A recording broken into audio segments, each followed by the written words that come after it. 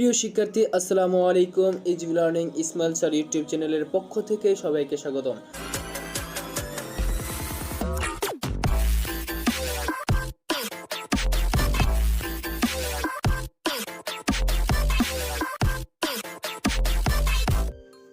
HSC 2025 সালের ঢাকা বোর্ডের ইসলাম শিক্ষা দ্বিতীয় পত্র সেট গ এর এমসিকিউ সমাধান।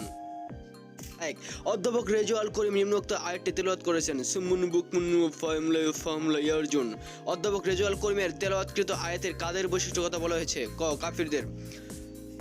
2, উক্ত আয়াতে বর্ণিত ব্যক্তিদের পরিণতি হলো তাদের অন্তঃকরণ ব্যতিগ্রস্ত হবে, তাদের জন্য রয়েছে ভয়াবহ আযাব। ক, 1 আর 2।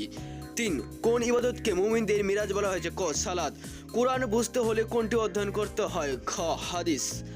5, মুয়াত্তা গ্রন্থের প্রণেতা কে? গ, ইমাম মালিক রাহমাতুল্লাহ আলাইহি। 6, কোন দিক দিয়ে মুমিনগণকে একটি দেহের সাথে তুলনা করা হয়েছে?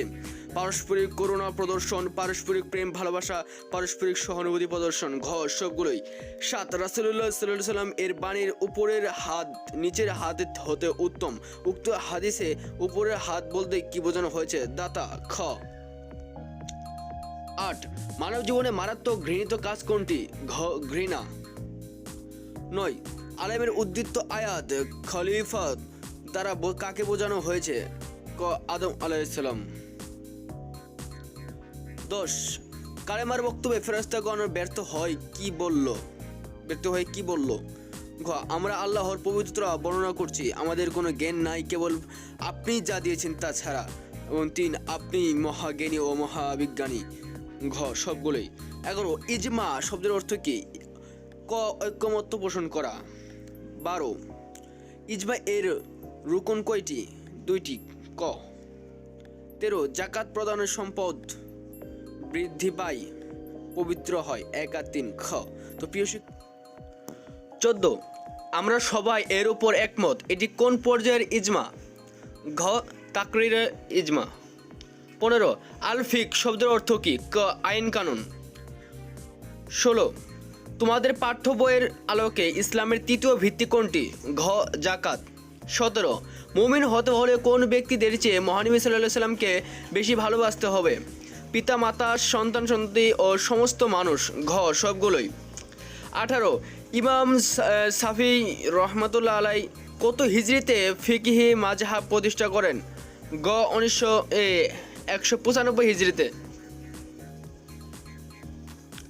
19, উদ্দীপকে উল্লিখিত ফকিহ কে? ক, ইমাম আবু হানিফা রহমাতুল্লাহ আলাই। 20, প্রথমত ইবাদত কত প্রকার? ক, 2 প্রকার। 21, হজ ফরজ হওয়ার শর্ত হচ্ছে মুসলিম হওয়া, প্রাপ্তবয়স্ক হওয়া এবং কি স্বাধীন হওয়া, কারো দাসত্ব না হওয়া, এটাকে স্বাধীন বলে। ঘ, সবগুলোই। 22, কোন ইবাদত সারা জীবন একবার ফরজ? ঘ, হজ। 23, সূরা আল বাকারা এর আয়াত সংখ্যা কত? ঘ, 286। 24, আল্লাহর জিকির দ্বারাই মানবাত্মা সমূহ প্রশান্তি লাভ করে থাকে, এটি আদর্শ জীবনের কোন পর্যায়ে ঘটে থাকে? এটি ব্যক্তি জীবনে ঘটে। ক। 25, কোন মৌলিক ইবাদতটি মানুষকে নেতৃত্ব শিখায়? ক, সালাত। 26, কোন ইবাদতের অনুপস্থিতি মানুষকে কাফির বানায়? সালাত। যে ব্যক্তি সালাত পড়ে না সে তার কাফিরের সমতুল্য।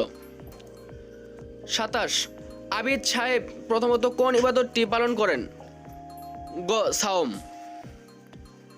28, জনাব আবিদ সাহেবের দ্বিতীয় ইবাদতের ফলে আল্লাহর নৈকট্য অর্জন করা যায় এবং কি সামাজিক সম্প্রীতি অর্জন করা যায়। 1 ও 3। খ। 29, মানব জীবনে ফিকহ শাস্ত্রের প্রয়োজন হওয়ার কারণ হলো এতে জীবনের সকল সমস্যার সমাধান রয়েছে, কোরআন হাদিসের অনুসরণ রয়েছে, জ্ঞানের পরিধি বৃদ্ধি পাওয়ার সুযোগ রয়েছে। ঘ, সবগুলোই। 30, কলেজের ছাত্র ফাহিম তার বন্ধুকে ছুটিতে কক্সবাজারে যাওয়ার কথা বলে পিতার সাথে খুলনা চলে যায়, এজন্য ইসলামী দেশে সে বিবেচিত হয় একজন মুনাফিক হিসেবে। গ।